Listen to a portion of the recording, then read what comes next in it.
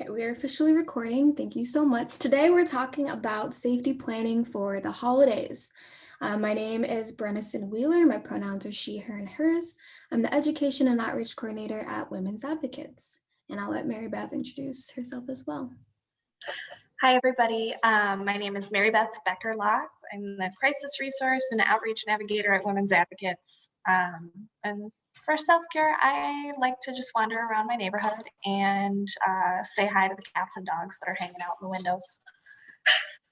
Wonderful. Yeah, something I do for self-care. Some people put it in the chat as well as yoga. I'm also a certified yoga teacher, so I love to do yoga and move my body.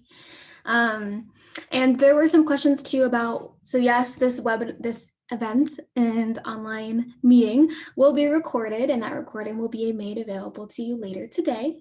And then all of the PowerPoint slides and the handouts and the resources that we provide during this event will also be made available to you by email. You'll also be able to request a certificate of attendance if you would like. So I'm sure we'll get those questions throughout, but I just wanted to state that now. And as we go along, if you have any questions that come up, we actually don't have a Q&A section since it's a meeting, so feel free to put that in the chat, and I'll try to grab them and put them in another little document so we can answer them toward the end of the meeting today. Okay, so another reminder just to take care of yourself. Our workshop kind of experiential portion of the event will have specific scenarios that may be triggering or concerning depending on people's different experiences. So we just want to encourage you to take care of yourself.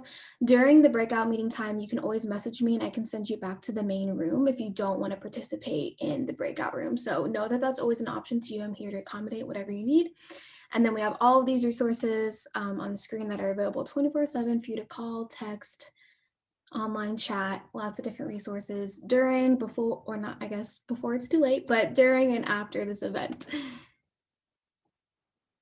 Okay, so this is what to expect. For some reason, you can't see the icons for the pink and blue, but these are some of the things that we'll address in the next I can't talk today, I'm so sorry, in the next 90 minutes today. So we're going to start off with a poll just to get a better sense of who is with us today. And again, you can feel free to answer. For some reason, it's not letting you select multiple, but you can write in the chat if there's something that doesn't best describe what your role is. And that sort of gives us an understanding of exactly what we're going to talk about during this webinar. If we've got a whole, this webinar is pretty centered on survivors. So if it turns out that a lot of y'all are victim advocates, that's great. It'll be less personal information for you and more just things to share with your clients. But if you are a survivor, welcome. We're really glad you're here. Great. We also acknowledge there's probably a lot of overlap too. Some people can be mental health providers and also a survivor themselves, or an advocate and a survivor themselves, and you definitely don't have to disclose that to us right now. I'm going to give just a few more seconds for the poll. Okay, so it does look like we predominantly have domestic violence advocates with us. We have 34% that responded, and 21% are some related advocate, whether that's housing, sexual assault, and then some mental health providers, a lot of social service providers as well, and some survivors too. So thank you so much for being here. Thank you for sharing that. So we'll first start by kind of talking about some of the different dimensions of safety. If you've attended our or watched our emotional safety planning webinar from last month, this would not be new information for you. So this kind of talks about how, especially if you are a domestic violence advocate, a lot of safety planning is centered around physical and trying to prevent that physical harm, and that we want to make sure that a part of your intentions of safety planning, what you think of, it also accounts for emotional safety. This also talks about cognitive safety as well, which is a little bit of a new concept for some people. And I think that's something that's really prevalent right now, especially with COVID-19 and other, whether it's racial uprisings or other things just kind of happening in society where people aren't might not feel safe expressing their true opinions or how they're thinking, or that their beliefs are being criticized, insulted, or people are being threatened because of the beliefs that they hold. There's a lot of different layers to that too. So I think that cognitive safety is really, really huge as well. And you'll see those bullets too, being able to make decisions collaboratively and productively, treating new ideas with respect. So it's definitely multi-layered. And so we just wanted to bring our attention back to dimensions of safety and what we really mean by that. Continuing in that vein, talking about what emotional safety is, we first started with the definition of, okay, what is safety? And this is like, from the dictionary saying it's freedom from harm or danger, the state of being safe, the state of not being dangerous or harmful, a place that is free from harm or danger, a safe place. So that reminds me a lot of the definition of health, where people say, oh, health is the absence of disease. And when you dig into that deeper and think like what is wellness, what is at the heart of that, it's not just the absence, but it's also the presence of all these other dimensions of wellness. And so that's how we think about safety as well. And that we expand that definition a little bit more of like a safe place requires that you do not feel as if you're at risk of harm or danger, as we mentioned earlier. But it also means that you have this sense of knowing that you won't be criticized, blamed, rejected, invalidated, or dismissed by your partner or anyone else in your vicinity, too. Domestic violences have a tendency to be centric on partners, but we also want to bring to attention that, especially as we're talking about the holidays, you're interacting with other people as well too, whether that's other family members or people that are like family members, people that live in your home. So that's something that we want to draw attention to as well. And then finally, this emotional safety definition of the feeling that your innermost thoughts, feelings, and experiences are and will be honored as one honors themselves. You need not prove nor impress, you just simply are. When it is present, you feel open, even, at ease, and fluid with the spontaneity of a healthy child. And when I read that, I first thought, well, have I ever felt emotionally safe? Like, that sounds like not realistic. Like, that sounds like a dream. And so that it wouldn't surprise me if a lot of other people have had that similar feeling too of, okay, well, how can you actually really achieve emotional safety? And part of it is having conversations like we're having today. So a few other things of what emotional safety could mean. I'm not going to read all these out to you, but you can kind of see some examples because the other definitions are a little more broad, and these can be a little more explicit of things that you can be aware of in whoever you're supporting, if you are an advocate, or if you are concerned about your own emotional safety. These are some indicators that you may be, things that you might want to work on or things that are going really well for you as well. All right, so Bredesen just spent some time talking about what safety means, and we've already established that we spend the bulk of our time as advocates talking about physical safety, about where to go, what to do, who to call. Um, but another important part of safety planning is planning for emotional safety. And so this is a little chart I drew just with some information about what's in an emotional safety plan. When you make an emotional safety plan, what are you including? And there are a couple of different things.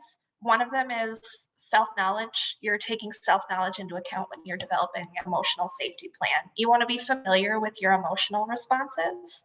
You want to know what your triggers are, what makes you upset, what sounds or situations are particularly fraught for you. And also take into account what makes you feel more resilient, what comforts you. The next aspect of an emotional safety plan is your support system. So, as a survivor, this is crucial because survivors might have a really small support system because, especially if they've been experiencing social isolation, either because of their abuser or because of COVID. So, it's important to have just even a small group of trusted, non-judgmental people in your life who can advocate for what's best for you, and who trust you when you tell them what is best for you as a survivor. The next aspect of the emotional safety plan is a physical safety plan. As a survivor, you're going to feel a lot better, a lot more prepared, emotionally, less anxious and frantic if you know exactly where you're going to go, who you're going to call, what you'll do in the event of leaving your abuser or in the event of physical violence. All of that physical preparation goes a long way in just giving you a little bit of breathing room to say, okay, well, now I know if this happens, what I'm going to do. And now I don't have to worry about what I'm going to do while it's happening. It gives you a little room to breathe. And then lastly, as you're planning for your emotional safety, make a self-care plan. We'll talk about that a little bit today as well, but just even 5 minutes to sit and breathe the air around you, or like using a special soap in the shower, just reinforce those feelings of safety and groundedness, because you deserve to feel love and joy and warmth and creativity, even if you're surviving abuse. So that's what's in an emotional safety plan. Those are all the things that we're going to take into account today. Now let's get to the heart of the workshop, which is about strengthening your emotional safety during the holidays. So there's a variety of internal and external factors that contribute to your emotional safety as a survivor, but also threats to your emotional safety can come from inside and outside as well. Obviously, you can experience a threat to emotional safety any time of year. Abuse doesn't care what time of year it is. But there are some barriers and some threats that only pop up around the winter holidays. They're special like that. And we'll talk about those. So today we'll talk about external threats to emotional safety first. Then we'll talk about internal, and then we'll just pepper in some tips throughout for how to handle them. Feel free to use the chat function in here if you've got any questions, or if you want to share some strategies with the group, that'd be great. Just make sure you're setting your chat settings to everyone so we can all see them. We'll start out with the poll here about external threats to emotional safety. I won't do the poll yet. I'll talk about the threats first, and then we'll do the poll. So in the holiday season, a lot of different things are coming at us, right? So we could possibly be encountering former abusers or former bullies when we're going into a family gathering or a family Zoom. And running into those people is a huge threat to your emotional safety as a survivor. You might also be running into family or friends who are more supportive of you, or more supportive of the abuser than they are to the victim survivor. And that can create a lot of tension and anxiety, and fear. There's also some pressure during holiday gatherings. You might be feeling pressured to stay silent about what you're going through. Um, or just stay quiet just to keep the peace during gatherings. You don't want to set anybody off, so you want to stay quiet. And that pressure is really stressful for survivors as well. You might also, on the other side of things, be getting a lot of pressure from family and friends to reveal details of your relationship or of your experiences with abuse that you might not be comfortable revealing. You might be pressured to disclose more, um, even if that's private stuff that nobody else should have to, that you shouldn't have to tell anybody. But you might be feeling pressure during these gatherings or during these Zooms to reveal a lot more than you're comfortable with.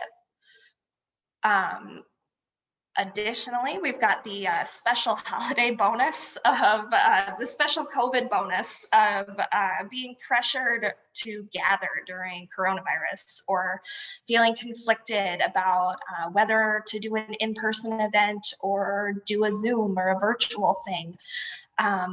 If you're getting pressure from family and friends right now about that, that's also probably impacting your emotional safety as well.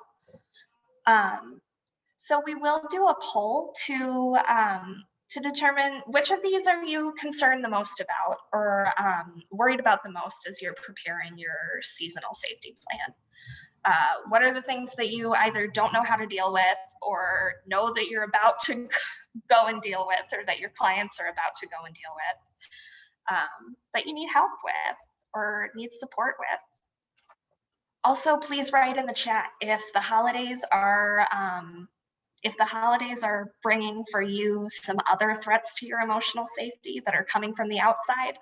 Please write them in the chat and we can talk about them and workshop solutions.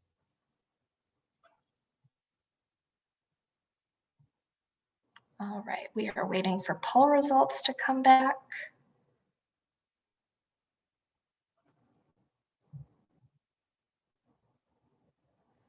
All right, and okay, it looks like everybody, we've got a large group of folks who are dealing with the external threat to emotional safety that is conflicts and pressure about gathering during coronavirus. We'll talk about some boundaries. We'll do some work on boundaries so that you can feel more comfortable standing up for the things that you want to do, that you feel safe doing. And dealing with the blowback, the potential blowback of you standing up for yourself. But the next most popular was being pressured to stay silent about the abuse or keep the peace during gatherings. All right, let's talk about those. Okay, so we're gonna talk about some tips for dealing with external threats to emotional safety, and sort of broken those down into before the thing happens, while the thing is happening, and then after it happens. And we'll talk about a couple of strategies that you can use in those 3 time frames. So before, a lot of this is just pre-planning. Emotional safety is promoted when you are planning ahead of time. You feel better going in if you know what to expect. So before a gathering or before a Zoom, you know best what's likely to happen. Talk about what to expect. You might know that you have a nosy uncle or a super judgmental sibling or a parent who's just trying to help but is actually just being really critical and cruel. And if you're cohabitating with people for the holidays, just reminding yourself of what to expect can go a long way. Just internally rolling your eyes when you hear something and telling yourself, yes, there is my aunt's yearly, you're doing everything wrong with your life speech. Wouldn't be Christmas without it. Just sort of like casually rolling your eyes internally. I know externally it's not safe often to disagree with family, especially when there's abuse involved. But internally, if you can change your perception of it to just, this is just an annoying thing that happens every year, instead of this is an important and heavy critique on my lifestyle, it could go a long way in reducing the damage of those comments. The next thing, if you're already thinking about what you can expect, the next thing to do is to anticipate and plan for those distressing situations. Trying to set boundaries in advance before the event. We're going to talk more about boundaries later, but this slide just includes a link at the top of the page to an earlier webinar that we did on setting and enforcing boundaries. And then beforehand, a physical safety plan can also go a long way. If you know that the gathering you're attending or that having people in the house during the Zoom is likely to break out into physical violence or into giant knockdown, drag out verbal arguments, please consider making a physical safety plan with an advocate. And if you're spending the holidays with your abuser's family or friends, make sure someone in your support system knows where you'll be and knows who you'll be with.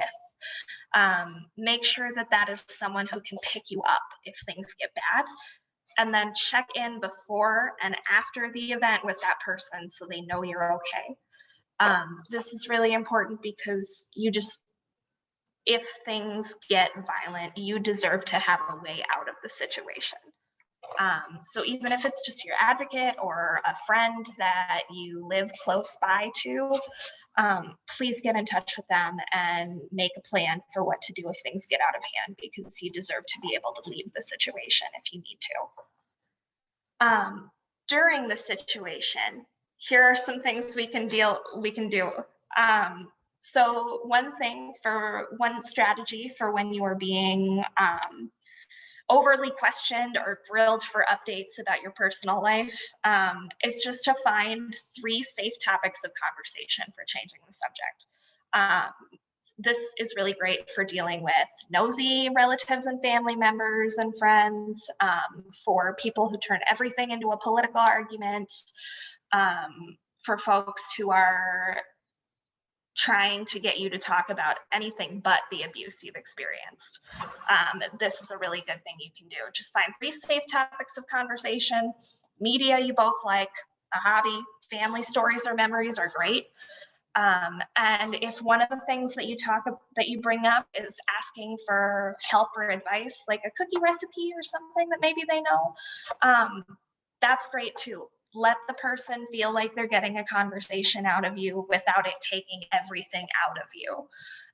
And also let them feel needed and feel like the expert, but you don't have to give away anything if you don't want to. You don't have to share to the rafters about yourself. You can stick to those topics. And then also plan time alone or away from the crowd during the event, or even like plan some time to shut your camera off during the Zoom. Do you have an indoor space to yourself during this gathering? And is it possible to take 5 minutes in it? Maybe whoever's place you're at has a dog that needs to go outside, and you can volunteer to take the dog outside for 5 minutes while you scream into the air about how unreasonable your uncle is being. Just find those little moments that you can gather yourself, because those will save you. You can also take a kid if there's not take a kid like kidnapping. If there are children in the vicinity of the gathering, and you want to like run an errand or go on a little walk, you can ask if you've got like a young niece or nephew, hey, do you want to come with me? And that makes it look like you're still being involved in the gathering, but you're also taking time with someone you know isn't going to verbally abuse you. And then finally, if the people you are with or are on a virtual meeting with are ignoring the boundaries that you've set, or berating you for having boundaries at all, or try to pull you into an argument, you can try switching to observation mode, it has some varying degrees of success. As soon as you realize someone is needling you or looking for a reaction or really trying to get at you, try to detach, try to be neutral and bored almost in your responses. Like, this is where one word answers come in handy. You just say, okay, yeah, sure. And just bore them into not berating you anymore. Observing means making the choice to view the situation like an outsider and recognizing that some of those statements that are coming out are purposely meant to hurt you or to get a reaction out of you, and just letting them wash over. And that is easier said than done. Like, that is really hard to do. And it puts the pressure on you as a survivor to diffuse a situation that you didn't start and that wasn't your fault. But it is another self-protective mechanism that you can use during a situation in which your boundaries are being violated. And then after the event, congratulations. You made it through the Zoom, you made it through the gathering or whatever big people-filled event you were worried about. And now it's time to process, relax, and move on. So afterwards, plan something that is not too taxing and very restorative for after the event.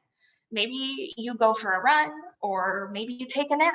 Maybe you take 5 minutes in the closet and scream into a pillow. What do you have time for? And what's going to hit the reset button for next time? Next, if something happened, if there's an abusive incident that happens and you get through it, or there's a nasty verbal argument that happens and you get through it, it could be helpful to process the situation with an advocate. You can always call a hotline and you can always call an advocate to talk about the situation and about your responses. Sometimes it can be helpful just to tell somebody what happened and have them say, oh my gosh, that sounds awful, but you did the right thing there. And that's where talking to an advocate helps, because that's all we do. All we do all day is listen to people tell us the awful things that happen and say, oh my God, that's really awful, but it sounds like you did everything you could do. And that helps. Um, it's good to seek follow up support and validation for what's happened to you. And then finally, celebrate yourself. You got through something that you were doing a lot of intense planning to make sure you could get through. That's a huge deal. And so just recognize yourself for having accomplished it. All right. And then as we move on, I think our next slide is on boundaries, which are essential to your emotional safety, especially during this time of year when everybody you know or even have heard of on the street might be making demands of your time and your energy. If you're in an abusive relationship, you're probably unable to set boundaries with your abuser because, by definition, abuse is boundary violating. And if you try and enforce a boundary with an abuser, that could lead to abuse. However, there's always room to practice setting and enforcing boundaries with other people in your life, other people that you see every day. If you can't have boundaries with your abuser, you can have boundaries with other people in your life. And those people should understand that enforcing boundaries with them is sometimes the only way that you can have control as a survivor. So again, you might not be able to enforce boundaries with your abuser, but you can enforce boundaries with everyone else in your life, and you deserve to have them respected. Being good at boundaries means getting comfortable with our own needs, with being allowed to take up space in a room or in a conversation, means getting comfortable with the idea that we have different needs than other people do, and other people have different needs from us, and that's okay. And finally, getting comfortable with boundaries means getting comfortable with hearing and saying the word no. No is a complete sentence. If you don't want to do something, you can say no. You can walk away. If you are sharing physical space or virtual space with people who are upsetting you as a survivor, you can leave when you have had enough. You do not have to explain. You do not have to justify or apologize for going away if you know that that won't get you anywhere. You can just go and do the thing you need to do to take care of yourself. And you can let the overbearing, boundary violating people in your life just think what they like, because they were probably going to anyway. You can just leave. And this is so hard to do, especially if you've been conditioned by an abuser to believe that setting boundaries is wrong or selfish. But it is so liberating to realize that you can just walk away. If your parent or your aunt or uncle is making you feel small during a gathering or judging your choices or treating you poorly, you can say, I don't deserve to be treated that way, and leave the room, leave the conversation, leave the Zoom, leave the house even. You can just go, and it's okay because you're standing up for yourself. All right, so now that we've had that, that whole talk, let's talk about some internal factors for enforcing emotional safety. So we've talked about external stuff when it's coming from outside of you, but what about when the threats are coming from inside the house? You know, what if they're coming from in your own brain? Here are some things we might be experiencing this year. Some pressure to be in the Christmas or holiday spirit when you would rather do literally anything else. You might also be feeling lonely or isolated if you've been cut off from your support systems, or during COVID when we're all in lockdown and not seeing each other. The holidays might also be causing some flashbacks for survivors or for people who have been out of abusive relationships for a while. You might be thinking about traumatizing things that occurred over the holidays in the past. The holidays are also a time for confusion about the state of your relationship. If you're in an abusive relationship, abusers might pivot to the honeymoon phase right now, and they could use gifts and affection and holiday festivities to try and convince you that there's nothing wrong with your relationship, that you're not being abused at all. And then finally, you could be experiencing suicidal thoughts or ideation, which is heightened during this season for everybody, and especially during COVID, but also particularly for victim survivors. So, if during this season you find yourself having thoughts of suicide or that you don't want to live anymore, you are not alone in feeling that, but also pay serious attention to those thoughts. And if they do pop up, know who to call. I have a link to the National Suicide Hotline at the bottom of this slide. You can also text the crisis text line. You can call any sort of hotline. Just reach out to somebody because you deserve to get through this season too. All right. Now let's talk tools for the internal threats to safety. For those of you who are feeling some pressure to be spirited and would rather do anything else, I just have some links to validating articles on this slide, validating writings and essays, especially because holiday 2020 is bananas. It is a weird time of year, and it's okay not to feel festive.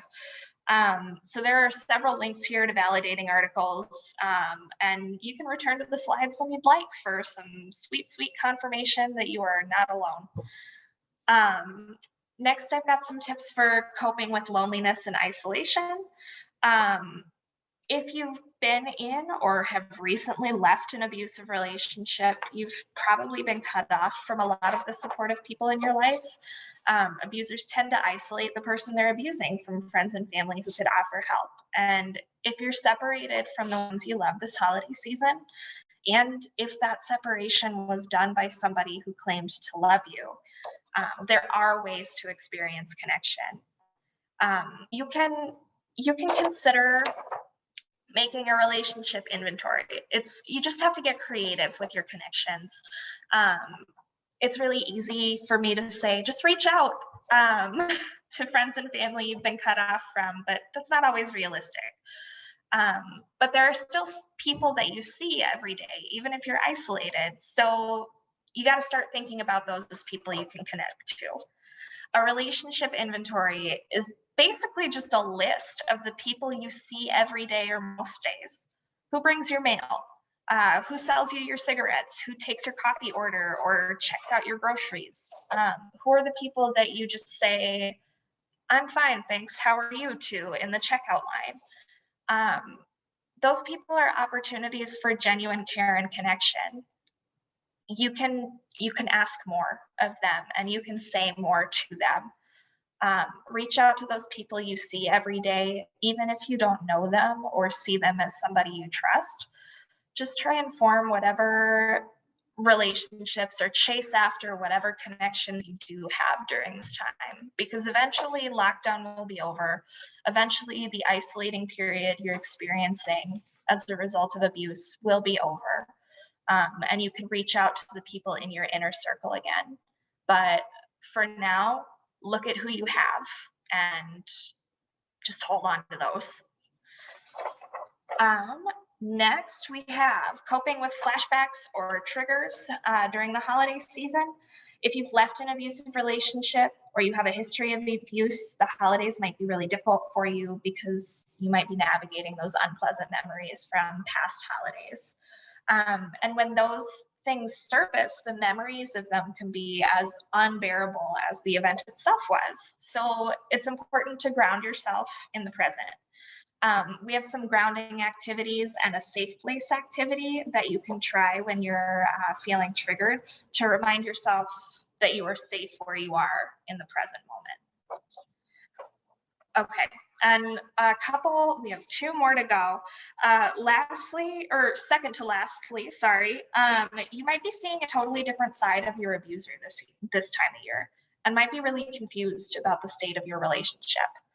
Um, let's see.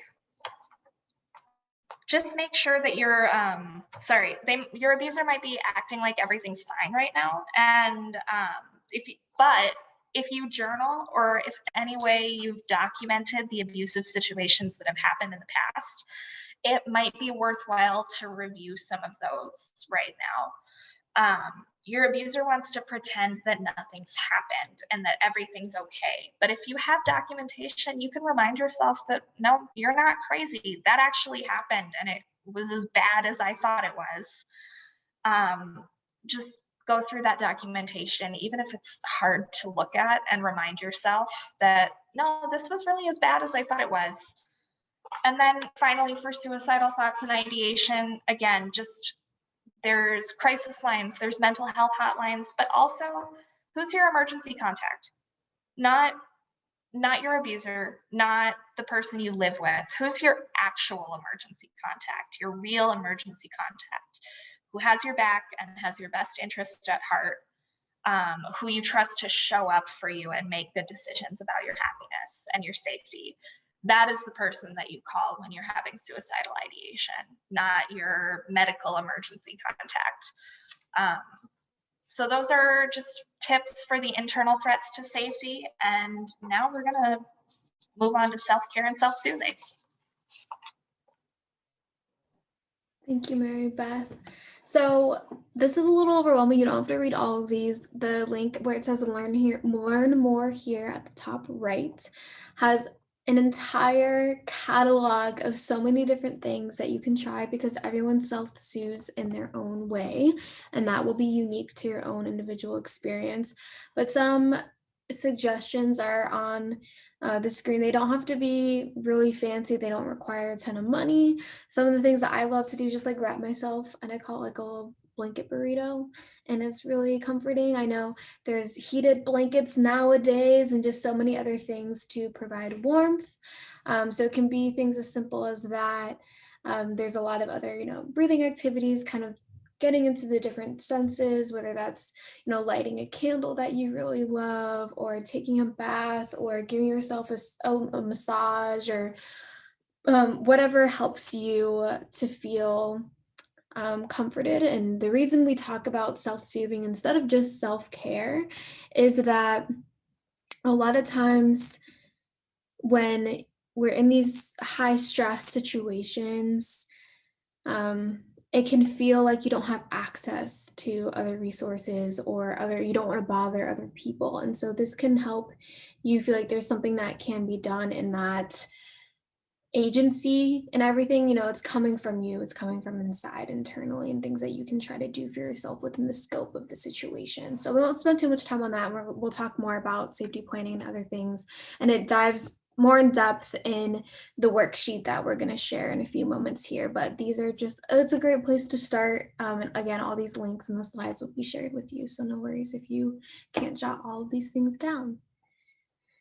So here are a few things to consider for safety during virtual celebrations. So Mary Beth had mentioned before that, public health officials are kind of pushing people to, or encouraging them rather, to take their celebrations online if possible. So maybe they're eating the same thing, and you're on, FaceTime, Zoom, whatever the platform is, just eating together or playing games or doing different things.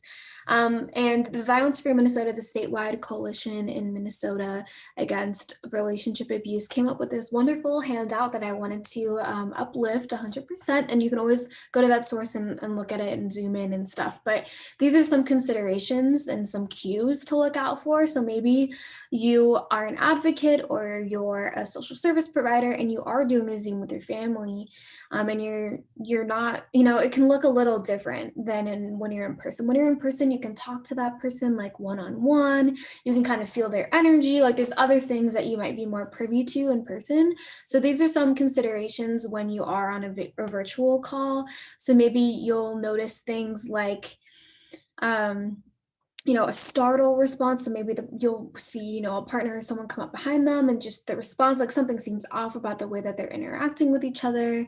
Again, maybe there's like sudden or unexpected excuses. So maybe they're not able to attend, which again, none of these cues are alone by themselves. Absolutely, this person's experiencing abuse. That's not what we're saying. We're just saying within the context of how you know that person and all those other things, they could be potential signs. So take that into consideration. And then another thing could be like monitoring or maybe answering, not letting another person speak for themselves and kind of digging into like, why are they continually doing that? Maybe yelling, slamming doors, or breaking dishware, other things that could be happening in the background that could indicate an argument, or maybe not, because arguments are fine, they can be healthy, but just something that may be rooted in insults and harm rather than trying to understand one another. So those are some things to be aware of. These are some tips. So maybe looking through that list, you identified some of those cues and you're concerned. You're at the point where you're concerned. These are some of the tips. And if you are a domestic violence advocate, it's very likely that a lot of these strategies and suggestions aren't new to you. And we've talked a lot about them throughout this webinar so far. But yeah, some things too, like at the end of the visit, maybe taking a few minutes to talk or making plans to connect outside of that group meeting individually. Maybe just letting them know that you can maybe send them a little care package or something that they would appreciate and wouldn't cause alert or the attention of someone who is being abusive. Just letting them know that you care. So you don't even have to say, oh, I suspect you're being abused. You can just say, hey, I just want you to know that I'm always here for you and I really, really care about you. And that could be something that really makes a huge difference in a survivor's life and experience of the holidays.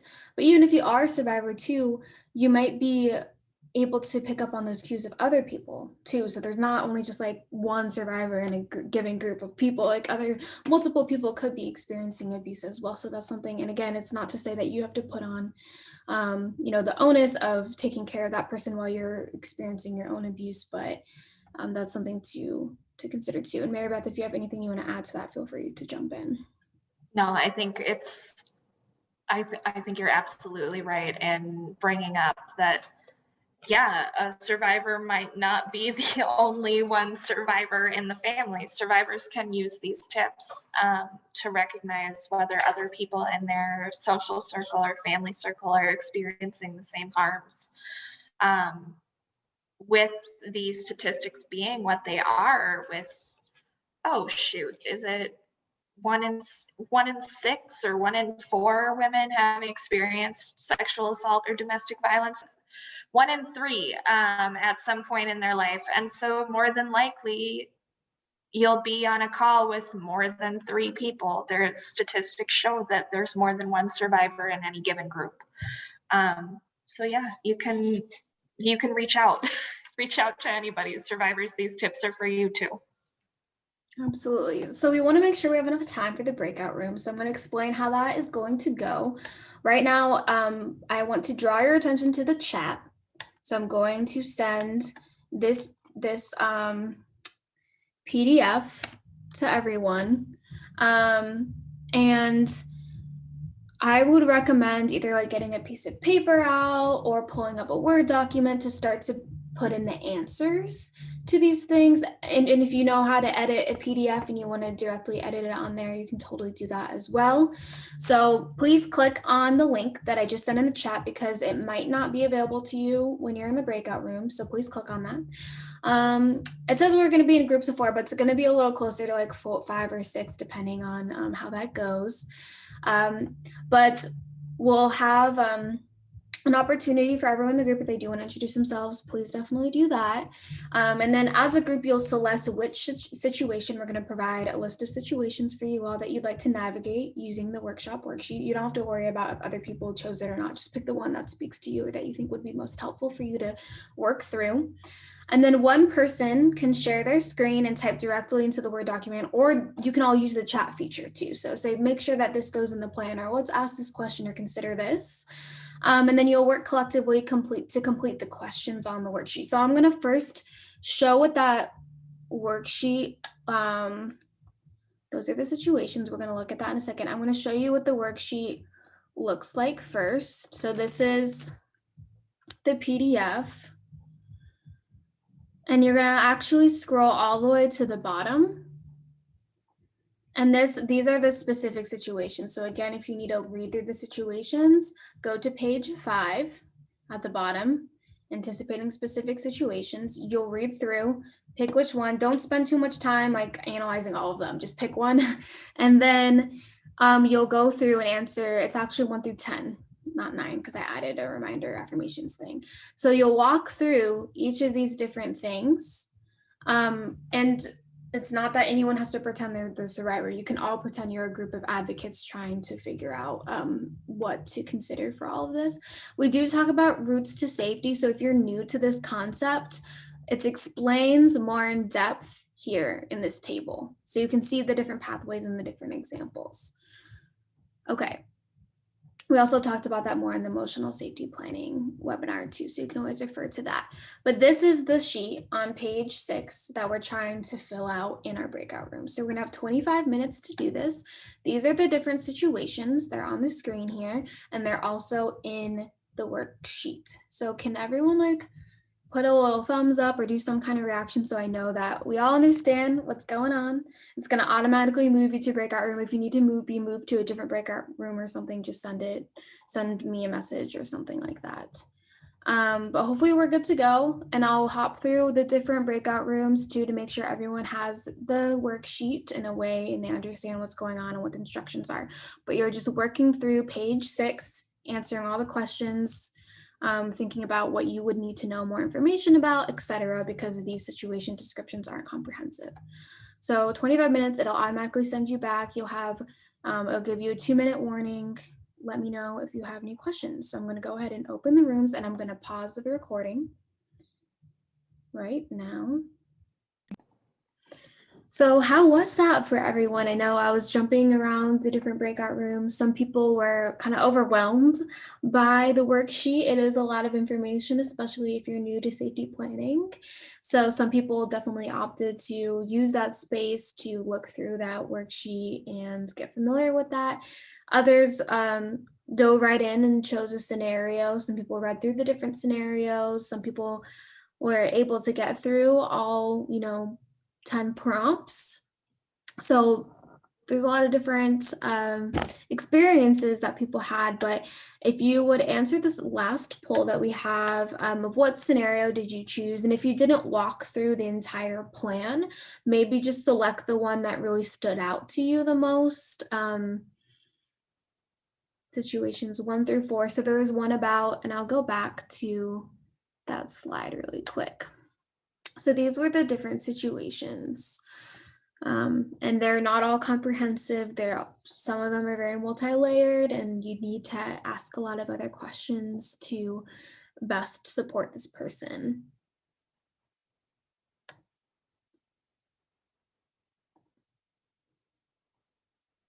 So I'll give you a few more seconds to select the scenario. Alyssa says in the chat, I really like the setup of the safety plan, very simple to follow and can be used in any situation. Yeah, one thing I was really thinking about when I created that was how it's hard to safety plan for someone's entire existence, so it's good to like break it down and think about, this is a situation I'm really, really worried about, and then go from there and consider all the different things. Okay, so it seems like a lot of people chose situation 3, insults, or that one stuck out to them, of being in a virtual holiday gathering and a partner criticizing appearance, how much they eat, and the quality of their cooking. And then again, knowing that, maybe the family's justifying these insults and they support the abusive person. And then that leaves the survivor feeling unsupported, alone, small, and sad. And when this has happened in the past, and they don't want to experience it again, which is completely reasonable. And that can be something of causing a lot of stress, anxiety with the holidays approaching. So, and then a few others selected wanting support from parents, and then also one chose traveling during the pandemic as well. Great. Yeah, feel free to share anything, any revelations, maybe any critiques or anything that you do like or wanted to learn more or want expanded upon from the worksheets. I know it can be a lot. Maybe we'll walk through that very quickly before we move on. But these are some things. So this is what it's mentioned in the worksheet. It's the different routes to safety. So these are some questions to explore, but that is described in a little bit more detail here on page 3. And when I send out the email, I'm going to send another link that talks about these routes to safety in even more depth too, because I think that that could be helpful. And I'll try to hyperlink it on here too. So this is a conceptualization of I saw an article that wrote about, oh, it's important to know your love languages, but what are your routes to safety? Like, what are the things that are your default? Like, what are the things that you really rely on? So, again, just like with love languages, people can experience love from all those different things, but some people have preferences or things that they really, really feel loved when those things are happening. So, the same is similar to routes to safety. So, again, all of these are possible routes where people could feel safe, but there are some that are really, really important to some people. And so some of those, I know for me, just looking at this, I love structure and certainty. So if I'm scared or if there's something going on, my route to safety is I need structure. I'm type A. Let me have a plan. This helps me feel better. Um, and but also balancing that with inner guidance. So things like, yeah, journaling or just understanding like, what do I actually need? And allowing that to inform the structure and certainty route. And then also for me personally, quality relationships, like that's a huge, huge source of support for me, of knowing that other people outside of this sphere of harm are there for me, and that I'm not alone. And so that's a huge thing for me personally. So it could be helpful for you to even explore your own routes of safety before you help someone else, because I think that that could really be beneficial. But that is featured in the worksheet as well. This is something that you typically see on most safety plans of who's in your support system, who shows up for you, who do you trust, how can you connect with them. I think another thing that I put in here that's really important is like, what can they help you with? So sometimes it's not enough to just write down someone's name. It's also like, how have they helped me in the past? How has that made me feel? How can that help me in the future? And then again, local organizations. So included some phone number examples here, but that really would be particular to that situation or that person and their location. But when you would contact them is another huge consideration too, of maybe you would contact them if those people on the list up here are not available. And maybe you'd say, okay, well, I reached out to those people, they're not available right now. So I need to talk to someone. And so then they go and talk to an advocate. We had like an adapted to danger assessment too, some questions to think about of as far as like imminent danger. And then more of exploring that self-knowledge. How do you know when you might be in danger? How does your body tell you that? How can you pause in moments when you are feeling unsafe? What strategies can you use to ground? So again, that's in the PowerPoint, but also added some to this as well. And then it talks about physical safety planning. So these are all hyperlinks to the domestic violence hotline because they do a really good job of considering all these different things too, including children, pregnancy, pets. And then again, this self-care plan. This is something that I really love. I do for myself. I make a new one every month because things change. You change as a person. So I just think about what are the different categories, the different spheres, the different buckets in my life that I want to focus on. And then I think of like, what are the barriers? Like one big thing is I want to wake up earlier, but I have a tendency to want to like wake up later than my goal. So some barriers to that is I go to sleep late. Just thinking of like, what are the barriers?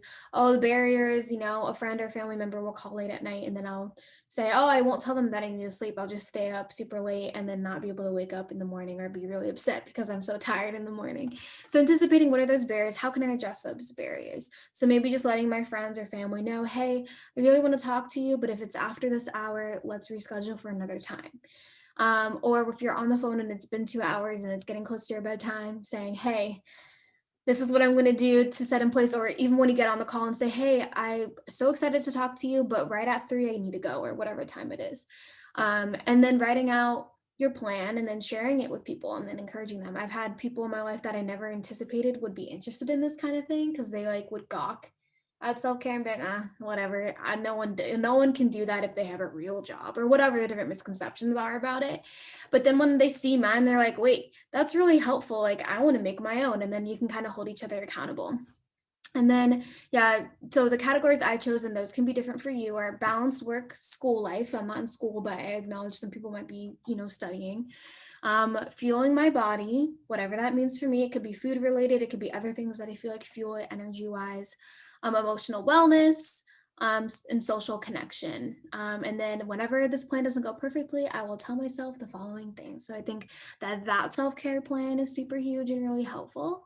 And then again, more self-care tips. So if you're kind of struggling to think of like what are the different activities that I can do, here's hyperlink suggestions.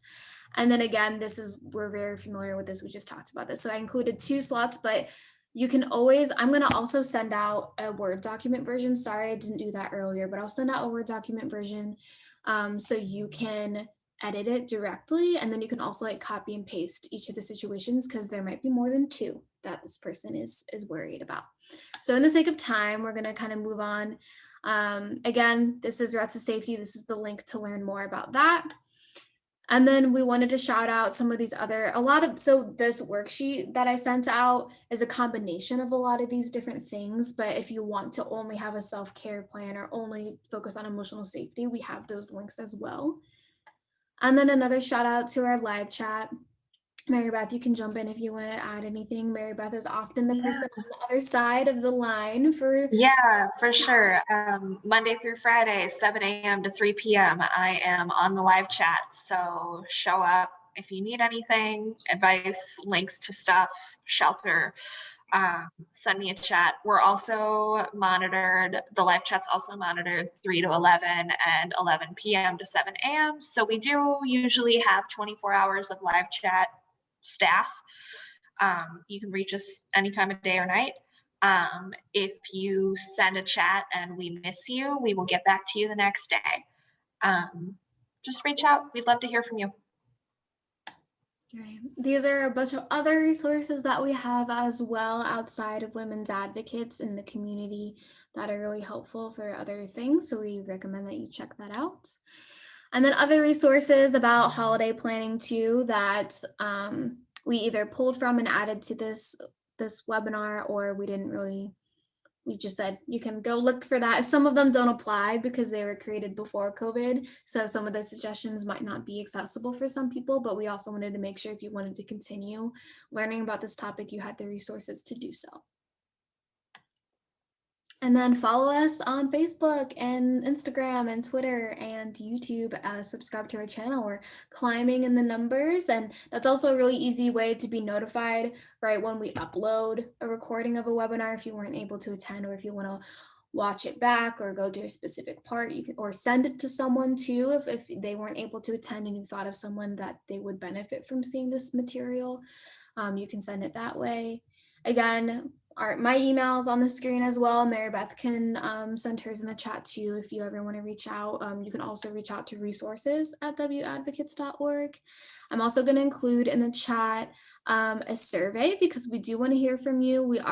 This is our first month of trying out the workshop format.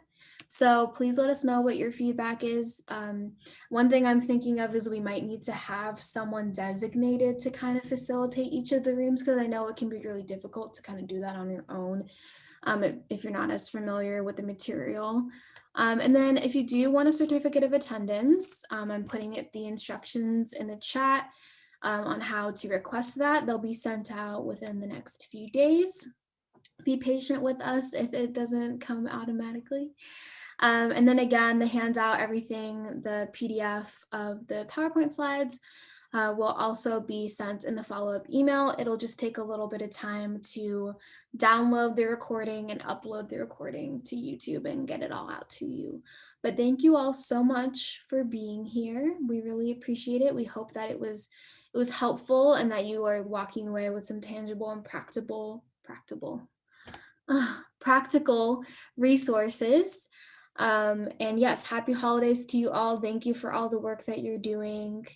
We hope that you all find time to take care of yourselves and find some moments of peace and warmth.